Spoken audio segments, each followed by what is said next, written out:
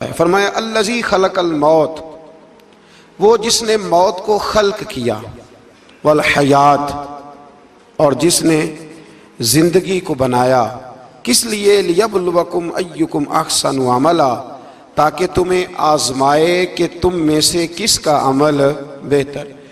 موت اور حیات، پیدا ہوتا ہے انسان، جوان ہوتا ہے، بڑا ہوتا ہے، پڑھائی کرتا ہے، کاروبار کرتا ہے، پتہ نہیں کون سے بد و جزر زندگی میں دیکھتا ہے، تو اللہ نے فرمایا اس کا ایک مقصد ہے۔ مقصد یہ ہے کہ پتہ چلے تم میں سے اچھے عمل کون کرتا ہے۔ تو ہم یہاں عمل کرنے آئے ہیں۔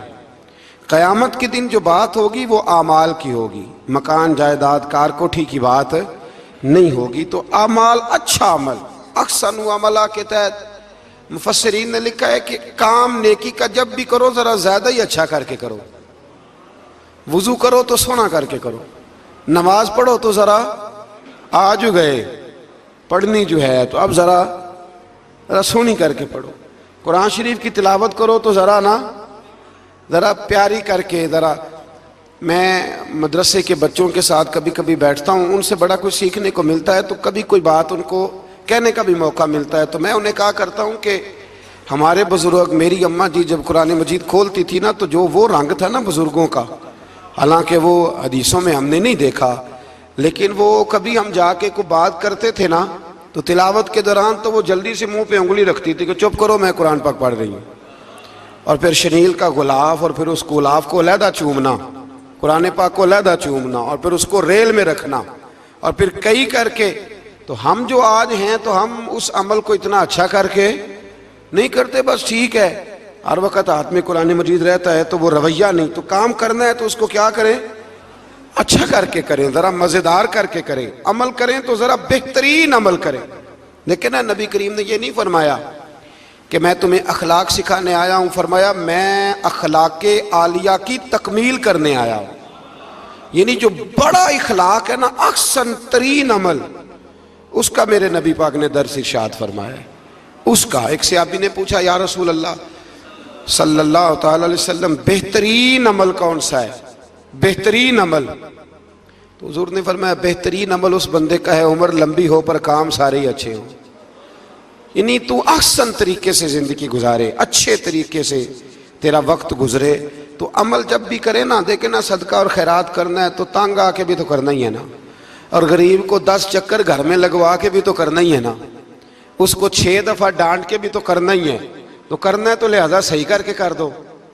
مطلب وہ گھر میں خاتون خانہ نے کپڑوں کے لیے پیسے مانگ لیے تو 1.5 گھنٹے کے لیکچر کے بعد بھی تو دینے ہی ہے نا، کیا خیال ہے آپ کا؟ تو اگر وقت پہ دے دیے جائیں تو چلو معاملہ ذرا، یا تو نہ دیں، بات ختم ہو گئی۔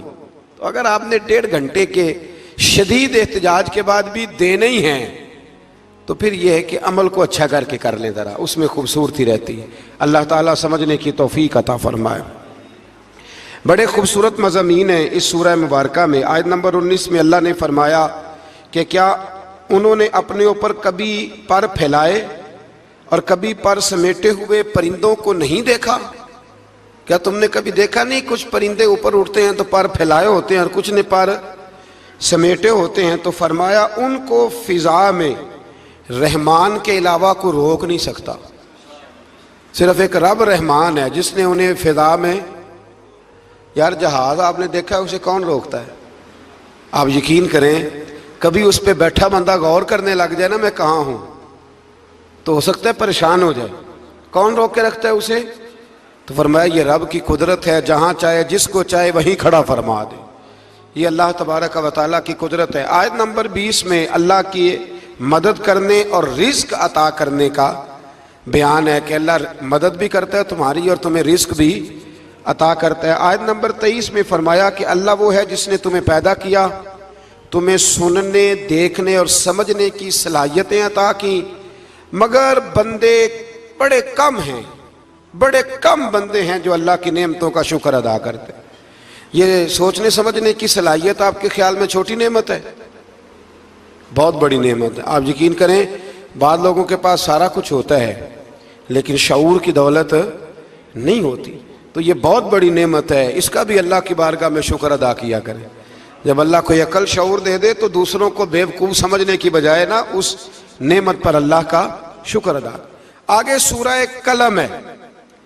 اس سورہ مبارکہ کے اندر اللہ تبارک و تعالی نے نا قسمیں ارشاد فرمائیں اور قسم کھا کے کہا کہ محبوب آپ کوئی مجنون نہیں، آپ کو دیوانے نہیں، یقیناً آپ کے لیے ایسا اجر ہے جو کبھی ختم نہیں ہوگا۔ اور پھر فرمایا وَإِنَّكَ لَعَلَىٰ خُلُقٍ عَظِيمٍ، محبوب جتنے عظیم الشان اخلاق تھے نا ان سب کا ہم نے آپ کو مالک بنا دیا ہے۔ یہ اعلیٰ لفظ اصطلاح ہے، قبضے کے معنی میں آتا ہے عربی میں۔ فرمایا ہم نے آپ کو اخلاق عالیہ کا مالک بنا، جتنے اچھے اخلاق ہیں ان سب کا اللہ نے نبی پاک کو مالک۔ اور سب مفسرین نے بڑا کچھ لکھا، پر بریلی کے امام نے ایک جملہ لکھا تو بڑا ہی شاندار لکھا۔ اعلیٰ حضرت فرمانے لگے کہ اخلاق یہ نہیں کہ جو کام اچھا تھا وہ نبی کریم نے کیا ہے، بلکہ فرماتے ہیں جس کو حضور نے کر دیا وہ اچھا ہو گیا، جس کو حضور نے کر دیا وہ اچھا۔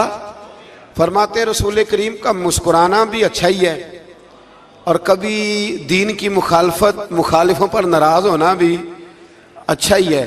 نبی پاک علیہ السلام کا بدر میں تلوار اٹھانا بھی اچھا ہے، اور رسول کریم صلی اللہ تعالی علیہ وسلم کا فتح مکہ کے دن معاف کر دینا بھی، یہ سارا کچھ ہی اچھا ہے۔ بس جس کو حضور جب کرتے گئے وہ اچھا ہوتا گیا۔ اور حضرت عائشہ صدیقہ رضی اللہ تعالیٰ عنہ سے جب کسی نے پوچھا تھا کہ بتائیے نبی کریم علیہ السلام کے اخلاق عالیہ کیسے تھے، تو حضرت عائشہ صدیقہ کہنے لگی تم نے قرآن نہیں پڑھا؟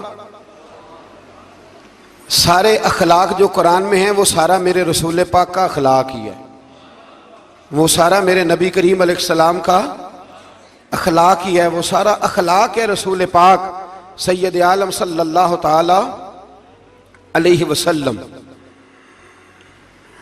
تو پھر اس سے آگے جا کے نا آیت نمبر 8 سے اللہ تبارک و تعالی نے رسول کریم صلی اللہ علیہ وسلم کو فرمایا کہ کفار چاہتے ہیں کہ دین کے معاملے میں آپ ان سے بے جا رعایت برتیں، آپ ان پر آسانی کریں، کھلی چھٹی دے دیں، اور جواب میں وہ بھی رعایت کریں گے۔ فرمایا ایسا نہیں ہو سکتا، حق پر کوئی سمجھوتا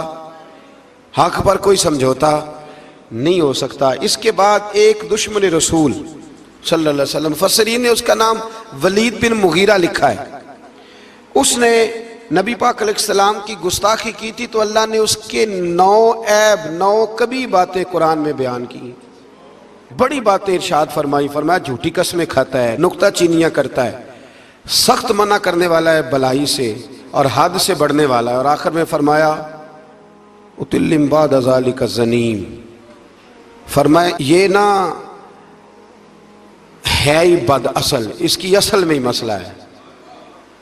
یہ کتنی سخت بات ہے، جب نبی کریم کے بے ادب کی بات ہوتی ہے تو پھر باتیں سخت ہی ہوتی ہیں۔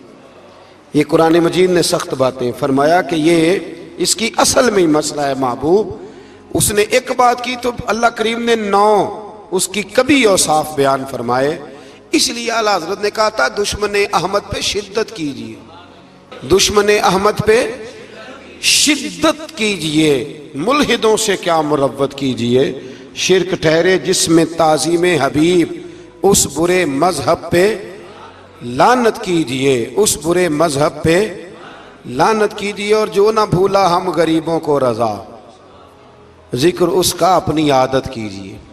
آگے پھر سورۃ الحاقہ، اس سورہ مبارکہ کے شروع میں قیامت کے حق اور یقینی ہونے کو بیان کیا گیا ہے، پھر قوم سمود اور قوم عاد اور فرعون پر نازل ہونے والے عذاب کا ذکر ہے۔ یہ سارے مضامین پہلے بیان ہو چکے ہیں نا جی، ماشاءاللہ تفصیل سے ہم سن چکے ہیں، قوم عاد، قوم سمود، ان سب کے بارے میں اس سورہ مبارکہ میں اللہ نے بیان فرمایا۔ اسی سورہ کی آیت نمبر 19 سے بتایا کہ قیامت میں جس کے نامہ اعمال اس کے دائیں ہاتھ میں دیا جائے گا، یہ اس کے سرخرو ہونے کی علامت ہوگی۔ جس کے سیدھے ہاتھ میں نامہ اعمال دیا جائے گا مطلب ہوگا کہ کامیاب ہو گیا، اور وہ افتخار کے ساتھ لوگوں سے کہے گا، بڑے فخر کے ساتھ کہے گا کہ آؤ میرا نامہ اعمال پڑھو۔ اس کے برعکس جس کا نامہ اعمال اس کے بائیں ہاتھ میں دیا جائے گا، یہ اس کی رسوائی کی علامت ہوگی، اس کی رسوائی کی علامت ہوگی، اور وہ کہے گا کاش میرا نامہ اعمال دیا ہی نہ جاتا، اور موت کے ساتھ ہی میرا قصہ ہمیشہ کے لیے ختم ہو چکا ہوتا، جس کا بھی نامہ اعمال سیدھے ہاتھ میں۔ ہمارے بزرگ فرماتے ہیں کہ سیدھے ہاتھ سے لینا دینا حضور کی سنت ہے، کوشش کریں لیں بھی سیدھے ہاتھ سے، دیں بھی، کھائیں بھی سیدھے ہاتھ سے۔ فرماتے ہیں عادت ہی سیدھے ہاتھ کی بنا لو، جب قیامت میں فرشتے نامہ اعمال دینے لگے تو عادت ہی سیدھے ہاتھ کی ہو، عادت ہی سیدھے ہاتھ کی ہو، عادت، اور سیدھے ہاتھ سے لیں، سیدھے ہاتھ سے ہی دیں۔ قیامت میں جس کا نامہ اعمال سیدھے ہاتھ میں دیا جائے گا سمجھیے وہ کامیاب ہوا۔ اور جب جس بچے کی فرسٹ پوزیشن آئی ہوتی ہے نا، وہ رزلٹ کارڈ سارے محلے کو دکھاتا ہے، اور جو فیل ہو جاتا ہے وہ ابا جی کو بھی نہیں دکھاتا، وہ کہتے ہیں کہ وہ ابھی آیا نہیں، ملا نہیں۔ قیامت کے دن بھی جو کامیاب ہوں گے نا وہ دنیا کو بتائیں گے کہ اللہ نے فضل کر دیا ہے، اور جو ناکام ہوں منہ چھپاتے پھریں گے۔ اللہ ہمیں پردہ پوشی عطا فرمائے۔ پھر آگے سورۃ المعارج ہے۔ اس سورت کے شروع میں ہی عذاب قیامت کا ایک بار پھر بیان ہے کہ حشر کا ایک دن 50,000 سال کے برابر ہوگا، آسمان پگھلے ہوئے تانبے کی طرح ہو جائے گا، اور پہاڑ دھنی ہوئی رنگین اون کی طرح ہو جائیں گے، کوئی کسی کا پرسان حال نہ ہوگا۔ اس وقت مجرم یہ تمنا کریں گے کہ بیوی بھائی رشتہ دار، بیوی بھائی رشتہ دار اور تمام اہل زمین سب کو اپنا فدیہ دے کے اپنی جان چھڑا لیں، سب کو دھونس دے آگ میں لیکن اپنی جان چھڑا لیں۔ اس دن انسان کا یہ حال ہوگا۔ یہ جو کچھ لوگ، میں نے پہلے بھی کہا تھا کہ کچھ لوگ نا مذاق اڑاتے ہیں قیامت کے عذاب کا، قبر کے عذاب کا، یہ بات درست نہیں ہے۔ دیکھیں نا کہ اللہ تعالیٰ نے قرآن مجید کی واضح آیات میں عذاب کا ذکر فرمایا ہے۔ کیوں فرمایا ہے؟ کہ لوگ اس عذاب سے ڈرے، اس سے بچنے کے لیے تیاری کریں، یہ بیان فرمایا۔ اب یہاں لوگ مذاق اڑاتے ہیں معاذ اللہ تعالیٰ، کہتے ہیں دیکھو جی فلاں مولانا کہہ رہے تھے بچھو آئیں گے تو یہ ہوگا۔ خدا کے بندو، مولانا کون ہوتے ہیں؟ مولانا کون ہوتے ہیں یہ بات کرنے والے؟ یہ تو حدیثوں میں آئی، قرآن مجید کی آیات میں آئی۔ آپ مذاق نہیں اڑائیں بلکہ کوشش کریں کہ اللہ تبارک و تعالی ہمیں سمجھنے کی توفیق عطا فرمائے۔ پھر آیت نمبر 19 سے انسان کے کم حوصلہ ہونے، مصیبت کے وقت گھبرا جانے اور نفع پہنچنے کی صورت میں بخل کرنے کا ذکر ہے۔ فرمایا بڑے کم حوصلے والا ہے، مصیبت کے وقت گھبرا جاتا ہے، اور اگر اسے ہم نفع دیں نا تو جب نفع ملے تو چاہیے تھا نا سخاوت کرتا، تو اس وقت کیا کرتا ہے؟ بخل کرتا ہے، کنجوسی کرتا ہے۔ اللہ فرما رہا ہے، نبی پاک علیہ الصلوۃ والسلام نے فرمایا یہ جو سخی ہوتا ہے نا، فرمایا یہ سخی بندوں کے دل کے قریب بھی ہوتا ہے، اللہ کے قریب بھی ہوتا ہے، اور جنت کے قریب بھی ہوتا ہے۔ اور فرمایا یہ جو بخیل ہوتا ہے نا، بخیل، یہ بندوں سے بھی دور ہی ہوتا ہے، بندوں سے بھی دور ہے، جنت سے بھی دور ہے، اور اللہ تبارک و تعالیٰ کے قرب سے بھی دور ہے۔ اور حضور فرماتے ہیں جب صبح سورج طلوع ہوتا ہے تو فرشتہ دعا کرتا ہے، اللہ سخی کو زیادہ عطا فرما، اور کہتا ہے یا اللہ جو کنجوسی کرے نا اس سے روک لے، اسے نہ دے، اس لیے کہ جب وہ نہیں دے رہا۔ بڑی خوبصورت مثال علامہ اسماعیل حقی نے لکھی ہے۔ آپ فرماتے ہیں کنویں سے سارا پانی ختم ہو جائے تو نیچے سے تازہ آ جاتا ہے، اور اگر پانی ختم نہ ہو اندر ہی پڑا رہے تو باسی ہو جاتا ہے۔ تو ایسا ہونا چاہیے کہ ایک دفعہ سارا پانی ختم، میں آپ کو سارا مال صدقہ کرنے کو نہیں کہہ رہا، لیکن حضرت ابوبکر صدیق نے کئی دفعہ یہ کام کیا۔ ہجرت کی رات بھی سارے پیسے ہی لے گئے، تبوک کے دن بھی سارے پیسے خرچ کر دیے، حضور نے اعلان کیا تو سارے پیسے ہی۔ مولانا حسن رضا صاحب فرمایا کرتے تھے اعلیٰ حضرت کے بھائی، بیاں ہو کس زبان سے مرتبہ صدیق اکبر کا، کہ محبوب خدا محبوب ہے صدیق اکبر کا، اور لٹایا راہ حق نے گھر کئی بار اس محبت سے، کہ لٹ لٹ کر حسن گھر بن گیا صدیق اکبر کا، لٹ لٹ کر حسن گھر بن گیا صدیق اکبر کا۔ تو کنجوسی سے بچنے کی کوشش کریں۔ ہاں اسلام فضول خرچی سے منع کرتا ہے، فضول خرچی نہیں کریں، لیکن جہاں خرچ کرنا ہو وہاں سے کنجوسی بھی نہ کریں۔ پھر اس سے آگے سورہ نوح کا ذکر ہے۔ اس سورہ کے شروع میں ہی نوح علیہ السلام کا اپنی قوم کی طرف مبعوث ہونے پر قوم کو اللہ کی عبادت کی دعوت دینے اور گناہ چھوڑنے کا ذکر ہے۔ پھر حضرت نوح علیہ السلام نے جو اپنی قوم کے بارے میں اللہ سے فریاد کی، یا اللہ یہ نہیں مانتے، پھر عذاب آیا، تو اس ساری بات کا اللہ نے سورہ نوح کے اندر ذکر فرمایا۔ پھر آگے سورۃ الجن ہے، سورہ جن۔ میں نے آپ کو پچھلے کچھ اسباق میں بھی بتایا تھا کہ جن نبی کریم علیہ السلام کے غلام تھے، حضور کا کلمہ پڑھتے تھے۔ جنات مسلمان ہوتے ہیں، بلا وجہ کسی کو تنگ نہیں کرتے۔ ہمارے ہاں جتنا شور ہے نا جنات کے آنے کا، اتنے آتے نہیں، اتنا کالا جادو ہوتا نہیں جتنا کہ ہم لوگوں نے سمجھ لیا ہے۔ قرآن مجید کی آخری 2 سورتیں پڑھیں، اللہ اپنی رحمت فرمانے والا ہے، اللہ کرم نوازی کرنے والا ہے۔ اس صورت میں اس امر کا بیان ہوا ہے کہ جنات جو تھے وہ عالم بالا میں خبروں کی سن گن کے لیے، خبریں تلاش کرنے کے لیے جایا کرتے تھے، مگر اب وہ وقت آ گیا ہے کہ عالم بالا میں ان کا داخلہ بند کر دیا گیا ہے۔ ایک وقت تھا کہ جنات خبریں سننے گننے کے لیے چلے جاتے تھے، اب ان کا داخلہ اب وہاں کی خبریں بتا سکتے، یعنی کوئی بابا جی اگر کہہ دینا کہ مجھے جن نے بتایا ہے کہ تیری اتنی روزی ہے، اتنی باندھ ہے، تب تو مر جائے گا، تو یہ بات اس لیے درست نہیں کہ اب جنوں کا وہاں جانا ویسے ہی بند ہو گیا۔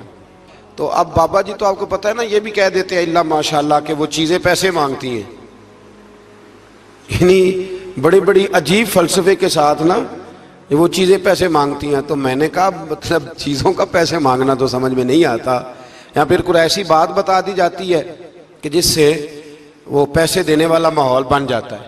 تو فرمایا اب ان کا وہاں جانا بند ہے، اور جو بھی جاتا ہے محافظ ان کا راستہ روک لیتے، اور آگ کے گولے ان پر برسائے جاتے ہیں اگر آسمانوں پر جانے کے جن کوشش کریں۔ جنات نے مشورہ کیا کہ پورے روئے زمین کا جائزہ لے کے دیکھیں آخر یہ سارا منزل کیوں تبدیل ہو گیا، تو ضرور کوئی بڑی تبدیلی آئی ہے۔ حضرت ابن عباس رضی اللہ تعالیٰ عنہ نے بیان کیا کہ ان کی ایک جماعت مکے کی طرف گئی، اور وہاں نبی پاک علیہ السلام عکاظ کے بازار میں اپنے اصحاب کو صبح کی نماز پڑھا رہے تھے۔ انہوں نے یہ قرآن سنا، اور پھر جن جا کے دوسروں کو کہنے لگے کہ ایسا قرآن سن کے آئے ہیں کہ جیسا کبھی نہیں سنا۔ تو آؤ پھر محبوب کریم کی بارگاہ میں چلتے ہیں، خود بھی مسلمان ہوئے اور اپنی قوم کو بھی اسلام کی دعوت دی۔ اس کی آیت نمبر 26 میں اللہ تبارک و تعالیٰ نے فرمایا، یہ سورہ جن جو ہے نا، اس کی آیت نمبر 26 اللہ کریم نے ارشاد فرمایا، عالم الغیب فلا یظہر علی غیبہ احدا، فرمایا غیب کا جاننے والا اپنے غیب پر کسی کو مطلع نہیں کرتا، غیب کا جاننے والا آگاہ نہیں کرتا اپنے غیب پر کسی کو بھی۔ آگے فرمایا الا من ارتضی من رسول، لیکن اپنے رسولوں میں سے جس کو پسند کرتا ہے اس کام کے لیے چن لیتا ہے۔ کسی عام بندے کو غیب پر مطلع، یہ آیت نمبر 26 میں نے کتنی دفعہ یاد کرائی ہے آپ کو؟ تو بھئی عقائد جو ہوتے ہیں وہ جب سے ہم قرآن مجید پڑھ رہے ہیں جگہ جگہ عقائد آئے ہیں اہل سنت کے، جگہ جگہ آئے، تو آپ سمجھے نا کہ یہ عقیدہ جو ہوتا ہے یہ شعر سے ثابت نہیں ہوتا، یہ قرآن حدیث سے ثابت ہوتا ہے۔ شعر تو ایک ذوق کا نام ہے۔ تو فرمایا عام آدمی کو اللہ غیب پر اطلاع نہیں دیتا، پر اپنے رسولوں میں سے جس کو چاہتا ہے اس کام کے لیے چن لیتا ہے۔ تو بتائیے نبی پاک سے بڑھ کے بھی اللہ کسی کو چاہتا ہے؟ حضور نے فرمایا خبردار ہو جاؤ، اس نے مجھے اپنا محبوب بنایا ہے، الا وانا حبیب اللہ، خبردار میں اللہ کا حبیب بن کے آیا ہوں۔ تو علم غیب اللہ نے اپنے رسول کو دیا، اور اس کی برکت سے نبی کریم علیہ السلام نے دین کا بہت سارا کام کیا۔ حبیب کریم علیہ السلام نے بہت ساری باتیں، اور بہت سارے ایسے لوگ ہیں جو صرف حضور کا غیب دیکھ کے ایمان لائے، یعنی ایمان ہی غیب دیکھ کے لائے۔ خود حضرت عباس نبی کریم کے چچا، وہ جب بدر کے لیے آنے لگے نا، وہ آنا اس وقت بھی نہیں چاہ رہے تھے، پر قبیلے اور برادری نے مجبور کر کے انہیں ساتھ تیار کیا۔ وہ آئے نا تو جو گھر میں سونا پڑا تھا نا وہ ایک جگہ پہ چھوڑ آئے، اپنی بیوی کو کہنے لگے کہ میں آ گیا تو نکال لوں گا، اور اگر میں قتل کر دیا گیا تو نا نکال کے بچوں پہ خرچ کر دینا۔ تو نبی پاک علیہ السلام کے پاس جب یہ قیدی ہو کے آئے تو حضور نے فرمایا چچا فدیہ دو، اتنے پیسے دو چلے جاؤ۔ تو کہنے لگے میرے پاس تو شے ہی کوئی نہیں۔ وہ جو 15 دن عمرے والے وہاں رہتے ہیں نا، وہ 2.5 من کی شاپنگ کر لیتے ہیں، اور جب کسٹم والا کہتا ہے پیسے دو تو تازہ عمرہ کیا ہوتا ہے، کہتے شے ہی کوئی نہیں۔ یہ ظلم ہے، تازہ عمرہ کیا ابھی آئے ہیں، ہاں جی۔ تو مطلب اتنی وہ خستہ حالی ہو جاتی ہے. یہ میں پریکٹیکل بتا رہا ہوں اللہ کے فضل سے. ایک سے میں نے کہا تو مجھ سے لے لے, کہتا چپ کرو تسی کو بچ بول دے ہو. میں نے کہا مجھ سے لے لو دے دینا, کہتا تو چھڈو. بھائی چھوڑیں, آپ کیوں غلط بات کرتے ہیں. تو بہت سارے بندے ہوتے ہیں جو کہتے ہیں شے ہی کوئی نہیں, بالکل کوئی شے نہیں. ہاں کوئی پلاٹ سستا بک رہا ہو تو پیسے نکل آتے ہیں, پھر کہتے ہیں میں پھڑے نہیں کسی کو لو. بھائی کو کھا جائے گا, چلے ٹھیک ہے آپ چھپائیں اپنی دولت کو, لیکن ان لفظوں کے ساتھ ناشکری کرنا کہ شے ہی کوئی نہیں, یہ معاملہ درست ہے. تو حضرت عباس نے بھی نا نبی کریم کی بارگاہ میں عرض کیا, حضور کوئی شے نہیں, کہاں سے دوں. تو حضور مسکرائے. حضور نے فرمایا چاچا جب گھر سے نکلنے لگے تھے تو وہ اکیلے میں میری چچی کو بلا کے جو پیسے دے کے آئے تھے, اور وہ اس کو کہہ کے آئے تھے کہ میں آ گیا تو میں تمہیں بتاؤں گا کیا کرنا ہے, نہ آیا تو پھر نکال کے بچوں پہ خرچ کر دینا. یہ سن کر حضرت عباس پہ راشا ہوا طاری. یہ سن کر حضرت حفیظ جلندری کہتے ہیں یہ سن کر حضرت عباس پہ راشا ہوا طاری کہ پیغمبر تو رکھتا ہے دلوں کی بھی خبرداری. خیال آیا مسلمان نیک و بد پہچان جاتے ہیں, اور محمد آدمی کے دل کی باتیں جان جاتے ہیں. محمد آدمی کے دل کی باتیں جان جاتے ہیں. اور کوئی غیب تم سے نہا ہو بھلا, جب خدا ہی نہ چھپا رہا. تم پر کروڑوں درود و سلام, جب خدا ہی نہ چھپا رہا. کتنی عجیب بات ہے. یہاں بھی لوگ ترازو لے کے بیٹھے. اقبال سے کسی نے کہا کہ دو علماء کی بحث ہے, کہتا ہے حضور کو غیب نہیں, دوسرا کہتا ہے آؤ چلیں. تو اقبال کہنے لگے مجھے شرم نہ آئے گی میں وہاں چلا جاؤں جہاں لوگ میرے نبی کا علم تولنے کے لیے ترازو لے کے بیٹھے ہیں, حضور کا علم تول رہے ہو. اقبال کہنے لگے میرے نبی کے تو غلاموں کا علم نہیں تولا جا سکتا, تم حضور کے علم کی بات کرتے ہو. یہ تھوڑا سوچ سمجھ کے بات کرنی چاہیے. اور نص قطعی ہے قرآن پاک کی. ایک دن سجا لیا تھا میرے نبی پاک نے ممبر, فرمایا پوچھ لو پھر جو پوچھنا ہے پوچھو.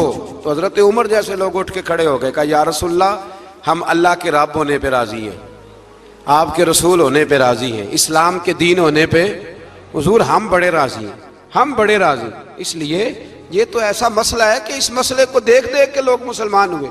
تو حضرت عباس کو جب حضور نے ساری بات بتائی نا, تو حضرت عباس کہنے لگے فدیہ مرضی کا لے لینا پر پہلے مجھے کلمہ پڑھاؤ. کہا کیوں؟ فرمایا مجھے سمجھ آ گئی ہے, وہ بات میرے اور میری بیوی کے علاوہ کسی کو پتہ ہی نہیں. اگر آپ کو پتہ چلی ہے تو یقیناً آپ کو کوئی بتانے والا ہے, تو وہ جو آپ کو بتانے والا ہے نا وہی رب العالمین ہے. تو حضور کا تو غیب دیکھ کے دنیا کلمہ پڑھ جاتی تھی. اس پر بڑی تفصیل سے میں نے ایک دفعہ بات کی تھی, موقع ملا تو وہ ساری روایات ایک جگہ کسی وقت جمع کریں گے انشاءاللہ تعالی, اور آپ کو عرض کریں گے کہ وہ کیا خوبصورت ماجرا ہے. اور اب تو الحمدللہ ایک اور آسانی بھی ہو گئی ہے. میری باتیں کوئی اس قابل تو نہیں تھی, لیکن چونکہ اللہ رسول کے فرامین تھے تو ایک دوست نے لکھنی شروع کر دی, انشاءاللہ جلدی چھپ بھی جائیں گی. تو عرض کرنے کا مقصد یہ ہے کہ یہ چیزیں آئیں گی اور آپ کو بتائیں گے کہ اللہ نے اپنے محبوب کریم کو کس طرح غیب کے خزانوں کی کنجیاں عطا فرمائی ہوئی. تو اس سے آگے پھر سورہ مزمل شروع ہوتی ہے. سبحان اللہ. سورہ یا ایھا المزمل, کہا او چادر اوڑھنے والے محبوب, قم اللیل الا قلیلا, ساری رات نہ بیدار رہا کر, تھوڑا آرام بھی کر لیا کر. تھوڑا سا کیا کہا حضرت نے, خدا کی رضا چاہتے ہیں دعا لو, خدا چاہتا ہے رضا. اور درویش کہتے ہیں رب آکھیا سونے محبوبہ تیرے 100 ناز اٹھانا ہاں, لوکی میریاں قسماں چاندے نے میں تیریاں قسماں چاہنا. کہا اے میرے پیارے حبیب, اے چادر اوڑھنے والے, تھوڑا آرام بھی کیا کریں. حضور ساری رات نماز پڑھتے تھے نا, تو اللہ نے کہا محبوب تھوڑا آرام بھی کیا کریں. پھر اس میں بڑے خوبصورت چیزیں اللہ کریم نے بیان فرمائی ہیں, قیامت کی ہولناکیوں کا بھی ذکر فرمایا ہے. پھر آخر میں فرمایا کہ تم اپنی بھلائی کے لیے جو کچھ بھی آگے بھیجو گے اس کو اللہ تعالیٰ کے پاس اس سے بہتر اور زیادہ ثواب والا پاؤ گے. یعنی اس کا معنی یہ بھی ہو سکتا ہے کہ اپنی سوچ سے زیادہ تم ثواب پاؤ گے جو چیز آخرت کے لیے تم بھیجو گے. اور اللہ سے مغفرت طلب کرتے رہو, بے شک اللہ بہت مغفرت فرمانے والا اور بے حد رحم کرنے والا ہے. پھر اس سے آگے سورہ مدثر ہے. مزمل کے فوراً بعد سورہ मुदस्सर, इस सूरह मुबारका में बड़ा खूबसूरत अंदाज है। या अय्युहल मुदस्सिर, ए चादर ओढ़ने वाले, कुम फअंज़िर, उठिए और लोगों को डराइए। उठिए, आप पैगाम दीजिए, उठिए लोगों को डराइए। उठ बांध कमर क्यों डरता है, फिर देख खुदा क्या करता है। आप उठिए। इस सूरत में अल्लाह ताला ने आपको शान महबूबी के साथ खिताब करते हुए फरमाया है, चादर ओढ़ने वाले उठिए और लोगों को अल्लाह के अजाब से डराइए और अपने रब की किबरियाई का ऐलान फरमाइए। बताइए कि आपका रब कितना बड़ा है। आयत नंबर 42 में फरमाया, जहन्नमियों से पूछा जाएगा तुम्हारे जहन्नम में जाने का सबब क्या बना। ये सूरह मुदस्सर की आयत नंबर 42 42, चलो बता लिया आखिरी ने। आयत नंबर 42, जहन्नमियों से पूछा जाएगा जहन्नम में आए हो तो सबब क्या बना। तो वो पहला सबब बताएंगे कि हम नमाज पढ़ने वालों में से ना थे। पहला सबब दोज़ख में जाने का नमाज ना पढ़ना है। रमजान के बाद भी पढ़ेंगे इंशाल्लाह, और ईद वाले दिन भी पूरी 5 पढ़नी है इंशाल्लाह, पूरी 5।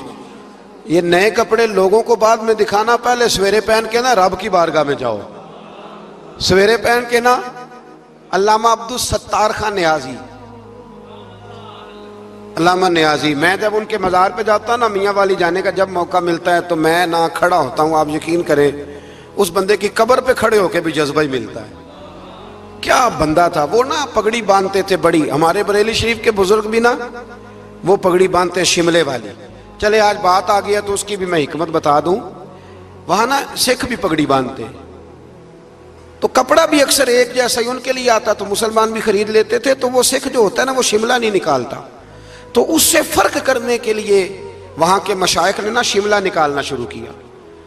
तो मैं शादी बांधा करता था, तो एक दफा मुझे हजरत मुफ्ती तहसीन रजा साहब रहमतुल्लाह ताला अलैह फरमाने लगे शिमले वाली बांधा करो। तो मैंने कहा हुजूर अब छोटे लोगों को तो अच्छी नहीं ना लगती। तो फरमाने लगे लोगों को थोड़ी दिखानी है, ये तो रसूलुल्लाह की सुन्नत है, तो आप शिमले वाली बांधे। जब हम जो कह रहे हैं, तो मैं भी अक्सर वो पगड़ी बांधता हूँ, और कभी बहुत बड़ी बांधते थे।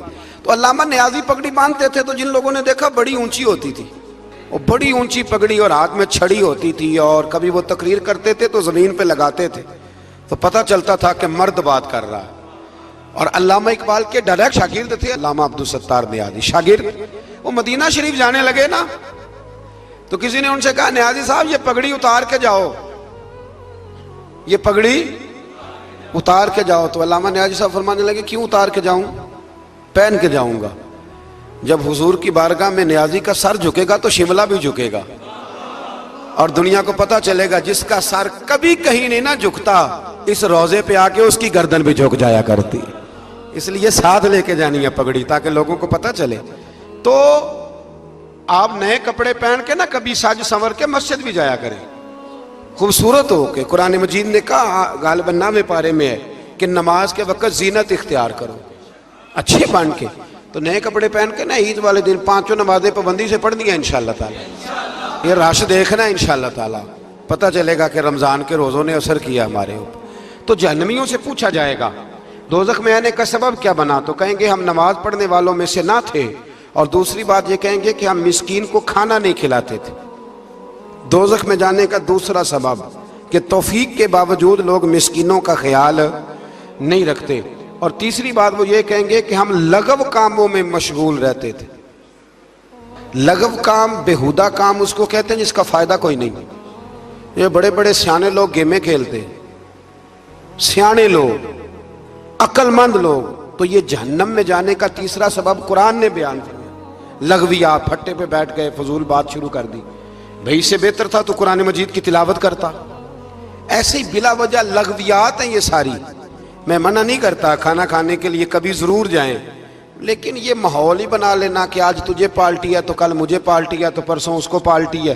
तो ये शुगल मेला हर वक्त का, मुसलमान के पास तो इतना वक्त ही नहीं।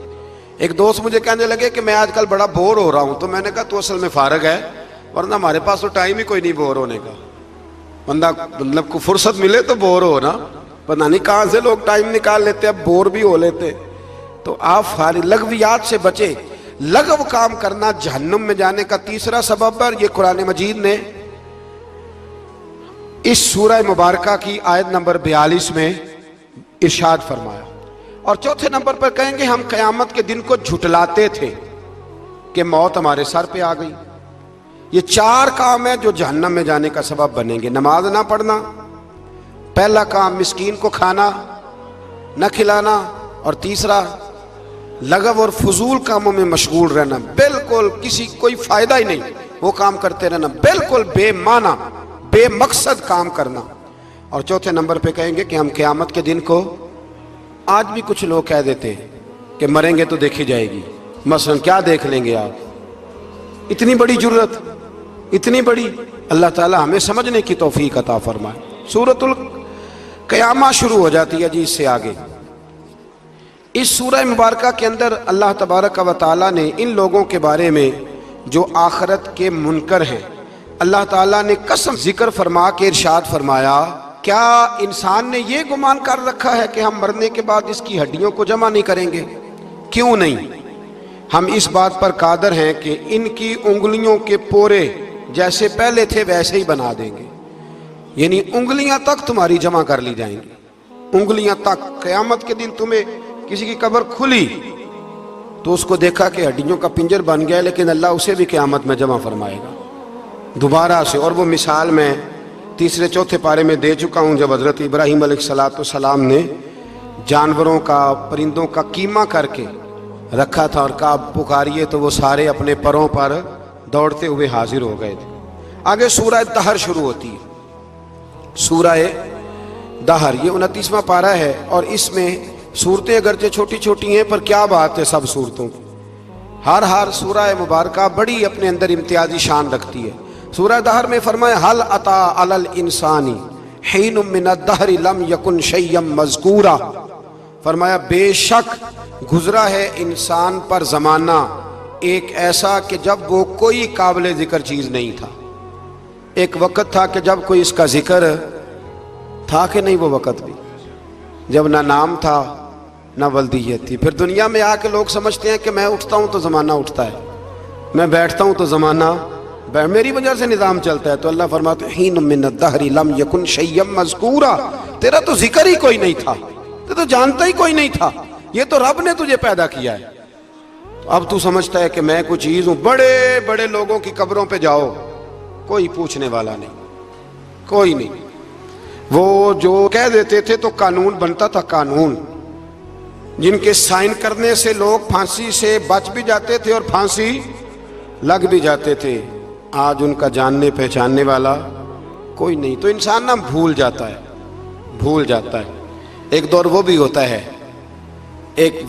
ہوتا ہے جب بس میں بیٹھنے کو جگہ کوئی نہیں دیتا، اور ایک دور وہ بھی ہوتا ہے کہ درجنوں کاریں لے کے لوگ گلیوں میں کھڑے ہوتے ہیں۔ انسان کو سارے وقت یاد رکھنے چاہیے، اسے بھولنا۔ حضور علیہ السلام اکثر فرمایا کرتے تھے کہ میں تو اس ماں کا بیٹا ہوں جو گوشت کے خشک ٹکڑے کھا کے بھی گزارا کر لیتی تھی، گوشت کے خشک ٹکڑے کھا کے بھی گزارا کر لیتی تھی۔ اور حضرت عمر فاروق کی زبان پر یہ جملہ ساری عمر رہا کہ میں اونٹ چرانے والے کا بیٹا ہوں، یعنی ساری زندگی رہا۔ لوگ بھول جاتے۔ محمود غزنوی نے ایاز کو بڑا نوازا، لوگوں نے شکایت کی کہ ایاز تو آپ سے تحفے لے لے کے تو جنگل میں جمع کر رہا ہے دولت۔ محمود کہنے لگے تمہیں کیسے پتا؟ کہنے لگے عصر کے بعد کہاں جاتا ہے روز، پتہ ہے؟ لگا نہیں، تو کہا پھر آپ کو آج تک یہ نہیں پتا کہ عصر؟ محمود کہنے لگے واقعی یار اس نے کبھی بتایا نہیں عصر کے بعد کہاں ہوتا ہے۔ عصر کی نماز پڑھ کے محمود ایاز کے پیچھے پیچھے گئے تو جنگل میں جا کے نا ایک جھونپڑی، اندر سے کنڈی لگا لی، سپاہی ساتھ تھے۔ محمود نے غصے سے دروازہ بجایا، کھٹکھٹایا، اور ایاز نے جھٹ سے دروازہ کھولا۔ محمود دھکا دے کے اندر گئے تو دیکھا تو ایک پھٹی ہوئی چٹائی، ایک پرانا کرتا، ٹوٹے ہوئے جوتے، ایک پگڑی، اور تھوڑا سا نا سامان ہلکا پھلکا بکھرا پڑا ہے۔ یہ کیا ہے؟ کیوں آتے ہو یہاں؟ بتایا کیوں نہیں؟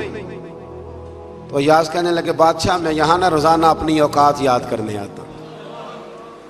کیا مطلب؟ کہنے لگے جب میں تیرے پاس آیا تھا تو یہ والا میں نے پہنا ہوا تھا لباس، یہ میرے گھر کی کل مالیت تھی، تو بادشاہ ہے، آج اگر تو ناراض ہو جائے تو کون پوچھ سکتا ہے؟ میں روز آ کے اپنی اوقات یاد کرتا ہوں کہ دوبارہ اگر یہاں آنا پڑے تو مجھے مشکل نہ ہو۔ ملا رومی سے کسی نے کہا تھا خشیت کیا ہوتی ہے؟